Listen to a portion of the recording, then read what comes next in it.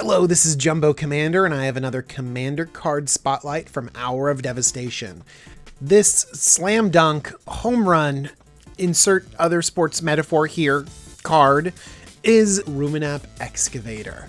2 and a green for a 2/3 Naga Cleric that says you may play land cards from your graveyard. We have a creature version of Crucible of Worlds. This is fantastic. Crucible of Worlds fits in so many decks, and it's so stupidly expensive right now. You just can't have it in all the decks that you want. But now you have a green creature. Getting another copy of this effect is invaluable. People are struggling with just Crucible of Worlds, Life from the Loam, maybe even Tilling Tree Folk or other the stretches, but now we have another tool for these great decks, and being able to pull lands out of your graveyard is spectacular. We can take some cards like Realms Uncharted that lets you put lands into your hand and others into your graveyard, but the Excavator gets rid of the downside. You just get whatever land you want. How about constant mistsinging, just locking out any combat from killing you? Even better, Azusa Lost but Seeking. You can play 2 lands, so that gets lands out of your graveyard and out of your hand. Now, there are a lot of ways to get lands into your graveyard, but one of my favorites is Knight of the Reliquary. You can sacrifice a forest or a plains and then upgrade it into any land. And it comes into play untapped. And wait, we're not done. You can still play that original land you sacrificed straight from your graveyard, so you can do it all over again. Now, I do have to say, Knight of the Reliquary is a little bit of a non-bo with these Crucible effects. As you play lands out of your graveyard, it shrinks your knight. He doesn't get +1/+1 anymore. But this is just a burden that we will all have to deal with as we stupidly destroy our opponents with our awesome value.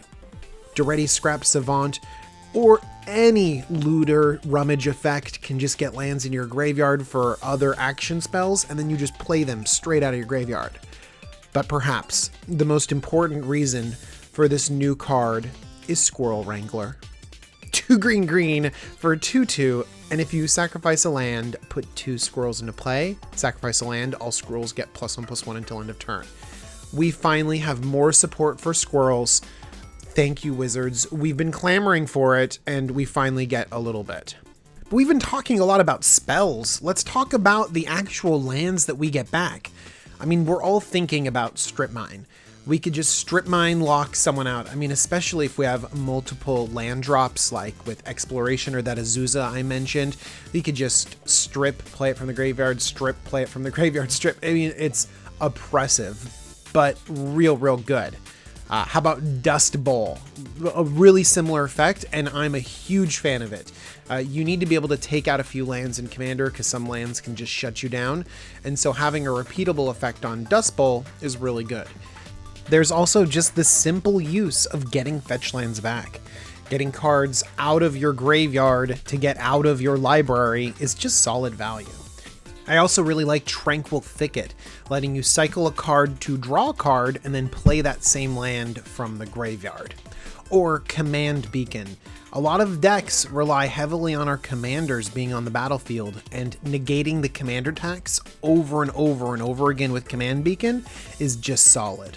There are also a few lands out there that help us ramp, like Myriad Landscape or even Croson Verge, and in the late game when we need to get to really stupid amounts of mana and fetch more and more lands out of our library, we can just keep replaying those effects over and over again. Cards like Ramunap Excavator give us a lot of incremental value. We're not talking about a draw 4, we're talking about drawing 4 over many turns, fetching up lands, getting a lot of little value over and over again. And when you can get those corner case value engines going in Commander at very little cost, it's just great, and you want to embrace it.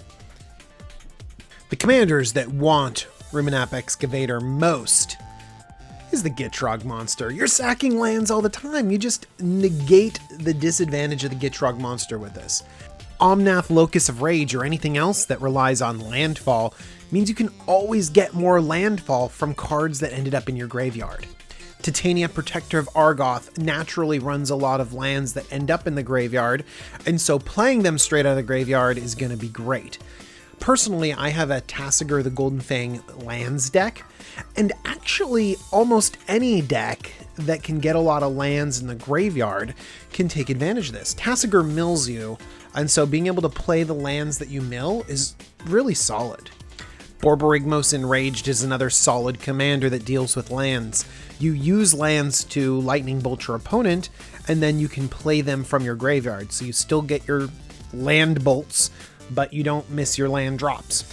It's also nice to play shenanigan lands. So let's say, for example, you chuck a bounce land into your graveyard to deal 3 damage, then you can play the bounce land, bounce it back to your hand, and then chuck it again. So you can set up certain engines because the amount of lands in Commander is really awesome, and there's a lot of customization and choice when it comes to what lands you need and what lands you can use. Hi, this is Jumbo Commander bringing you another Commander Spotlight. This time we had a Crucible of Worlds creature card. Amazing. And there's more and more good stuff coming out of Hour of Devastation. I'm excited to bring you more little small videos all about it, and more deck techs on these cards, like the awesome Scarab God deck tech I had last Wednesday. And oh man, I'm looking forward to whatever's coming next. Alright guys, thanks for watching, and I'll see you very, very soon.